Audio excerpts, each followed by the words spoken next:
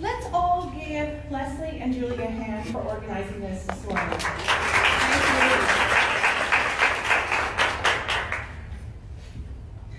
you. Okay, so on a scale of 9 to 10, how are we? 10, yay, I hear that. I often get asked, why do I homeschool? And it stumps me because there's many reasons we all homeschool, as there are people sitting here. So what I like you to do is, when I think of our common value, and I think it is we all put children's success first, our children's success. If you agree with that, please stand up. Excellent, great, thank you. Get a little exercise this morning. Okay, so my name is Judy. My professional work is I teach family communication at the UC Continuing Ed, and I also worked for Alberta Health Services for 13 years in the field of parenting and child development. I am currently president of our new organization, brand new. We haven't even had a board meeting yet. It's just that we're trying to catch up. But it's Alberta Home Education Parent Society and AHEPS.ca. So, my history, I've been homeschooling 19 years. I have 5 children, range in age from 14 to, oh my gosh, what is it now, 24. And we are unschoolers, which means that we use curriculum optional. I have already put 3 kids through university. 2 have graduated, one's on the cusp of graduating, and one's about to enter. So if the government needs more evidence that homeschooling works, evidence is very hard. This is hard evidence they can't argue with. My 4 kids wrote 18 diploma exams and got an average mark of 78%, which was equivalent to the #1 private school in the province for that year.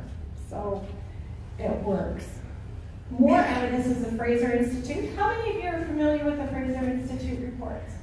Great, they should be standard reading for every skeptic in your family. So go online and find them. This is what schools look at, is the OECD PISA results. And this is, there are homeschoolers in here too, but it kind of shows that Canada is in the top 10 or near the top 10 of the world in terms of success. Okay, now today I'm going to talk about history, terminology, and programs. And I'm going to do it in my time. History. Now I got this, I found an interesting website on Education Unlimited, and I know it's a little hard to see, but I will highlight the dates here. Homeschooling really began in the 80s in this province. In 1985, approximately, there were about 55 home education students in Alberta. And in 1987, home education was declared as a parental right. In 1988, the new School Act passed. Home educators would have to register with school boards, but it didn't have to be their local board, they could go anywhere in the province. At that time, home educators received the full funding that a child in a physical school would receive. Yeah, interesting. And that was the year AHEPS formed. And we have to give it to the trailblazers back then, because a lot of homeschoolers back then, they fought. They had a lot of barriers against them, and we are very grateful for what they have done and what we enjoy now. In 1989, the bidding wars for students began. So school boards thought, hey, I like, it'd be nice to have that funding, and it'd be nice to enroll those students. And there was about 5,000 home education students in Alberta. In 1994, because a lot of school boards and authorities were scrambling over each other to register those students, the government cut the funding to 1/4 of the base instructional amount. And it has been there ever since. So that's the funding formula. We get 1/4 Well, parents get an eighth. The school authority get the other eighth. And that's where it's staying right now. Also in 1994, school boards amalgamated and the local taxation ability was removed and made more central. 96, blended programming was introduced because a lot of boards had parents who said, well, maybe I do want a teacher to teach this class. And I don't want to teach math at grade 10. I want my child to take a class. So at that time, the government decided that we could do half blend, half home education. And that has been to this day. So the half blend, school part of the blend was school authorized and the other half was parent. So not much happened until 2006, and I was actually at the talks in that symposium. And that was where home ed regulations were last reviewed by stakeholders. And stakeholders include everybody, parents, children, schools, principals, business people, anyone in the province. What happened there was regulations increased. It was brought forward that parents would now have to produce a dated written sample of their children. So regulations increased without the corresponding rise in proportion of funding. In 2007, blended terminology changed from in-school to school provided in order to allow schools to now offer that school portion of the blend via correspondence and online delivery. 2009, we got Inspiring Education with Minister Dave Hancock. And that brought forth changes that I'll talk about in a minute. And 2013 brought in the Ministerial Order of Student Learning. And what does that mean? It also drafted the Educational Act, which is still not proclaimed. So in 2009, Inspiring Education brought forth 3 themes in education: engaged thinkers, ethical citizenship, and entrepreneurial spirit. And the whole scope of education was moving from content to competencies. So it's not what you know, it's what your children can do with what they know. And that is law. That did get passed. So what that does mean is there's an emphasis on numeracy and literacy, but within 10 competencies. And there are the 10 competencies up there. So instead of each grade having 1,400 Alberta Program of Studies outcomes, it can boil down to these 10. Now teachers in physical schools are scrambling saying, what does that look like in the classroom? And that was a polished seashell, so now you talked too much about that. Okay, so terminology. I find this is really important, and it kind of opened my eyes up in the last couple of years. Do you know, or I'll ask you this question, is the term homeschooling used in the home ed regulations? Yes or no? No, right? And I think that was, don't correct me on this, but I think that was changed in 2006 because we wanted to recognize that a lot of us don't do school at home. So school is kind of an outdated term, it's education. So there is home education and there's school, okay? So there's not even traditional in the Home Education Act. I looked for that word too and it wasn't even in there, and yet that's what we all know. That's the terminology we use. So you can do one of 2 programs. You can do traditional home education, and it's 100% parent controlled. You can teach the curriculum of Nintendo, which I do, and no one's going to care as long as it meets those 22 outcomes in the schedule. Or you can choose blended.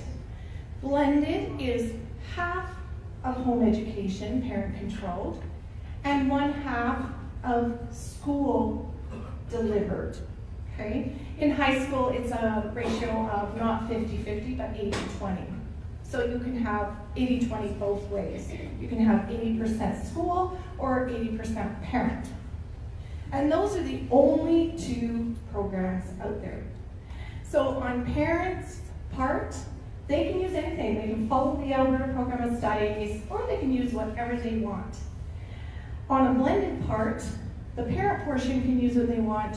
The school portion has to follow the Alberta Program of Studies because there are certificated teachers delivering it. Okay? So again, this is the same thing. The differences. So in home education traditional, the parent plans, buys, delivers, and assesses the program. The parent is totally responsible. It's your baby. The funding, like I said, is quite minimal. For me to educate my grade 12 child last year was just textbooks and basics. It cost $2,250, so $2,250. So I dig into our pockets. Parents can delegate or outsource to companies on that program, or students can self-teach and challenge the diploma exams, which some of my kids did too. This side is governed by the home ed regulations within the School Act. Now the blended side is half and half, or 80-20. So for the school portion of the blend, the school plans, buys, delivers, and provides the marks. Their marks rule. On the parent side, there's no marks given. If you don't want to give marks, you don't have to give marks. There's no assessment other than the child's meeting the 22 outcomes. The school is totally responsible for their portion, so the school can't phone up the mom and say, hey, little Johnny hasn't turned in a writing assignment for like 3 months. Do you have anything? And the parent can say, well, no, little Johnny's fighting me on this and I don't have anything. And there's nothing the school can do to that parent because the parent is in the position, just like a child in a physical school, of being the parent, not the teacher, right? So the parent can say, I tried to get him to do his homework, but he wouldn't do it, right? So the teacher deals with the child. The school is totally responsible for that portion, and the funding goes with that.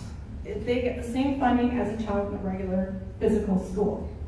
The school can deliver it in-house, online, or through ADLC. And that portion is governed by the School Act, so they have to follow the Alberta Program of Studies. Okay, so there's two different goals here. So on parent-directed home education, we follow the schedule of learning outcomes. And that, we don't even have to do it year by year, grade by grade. We need to cover those 22 outcomes by age 19. So that tells you why we can't do standardized testing, and tells you why our funding shouldn't be the same as a school, because we're not following the same outcomes.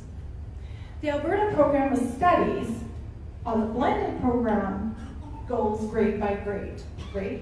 And for each grade, there's 12 to 1,400 outcomes to check off. Does that make sense? Does everyone pretty well understand all the differences? Okay. If you want, feel free to write questions. So, school, the terminology is called home-based school or distance learning. It is not considered home education, although many parents, when they sign up for a couple online courses and their children are doing it at home, they do consider it home education. We at AHEPS, we support all modes of schooling, whether it's blended, traditional, we don't care. If you think you're homeschooling, we'll support you.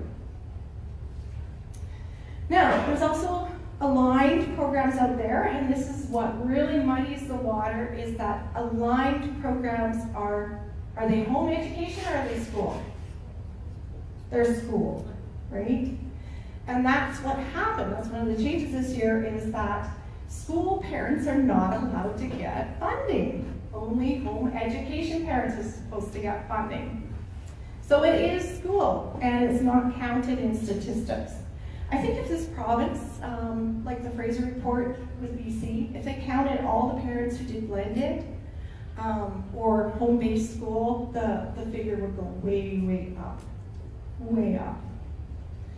We are one of the most highly regulated provinces. We have to notify the government and a school that we intend to homeschool. In many provinces, nobody cares, they don't have to. And we have to have 2 certified teacher visits to evaluate progress. Other provinces don't have that. And the one that scares me is we must have a ministry-approved program plan. That is something we want to fight for in the future, because if that, as we have all experienced, that narrowing of that plan right now, based on funding and what's being funded, can sometimes lead us to make choices that are not in our child's best interest. So that is something we really need to watch in the future with the government.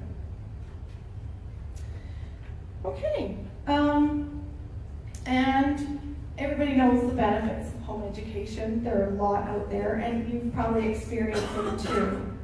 And parents are the best people to know what their children need. You know their personalities, their temperaments, their interests, their learning styles. You know best, and we have to fight for that right. Close family and a superior education. That's what home education provides. And that's it. I did that within 30 minutes. So I just want to take 1 more minute. So thank you all for getting up and coming today. I hope you consider joining our very new group. We're getting together this afternoon for our first board meeting and deciding a whole lot of things. And we're happy. We're going to work with everybody who's out there now, because together we're better.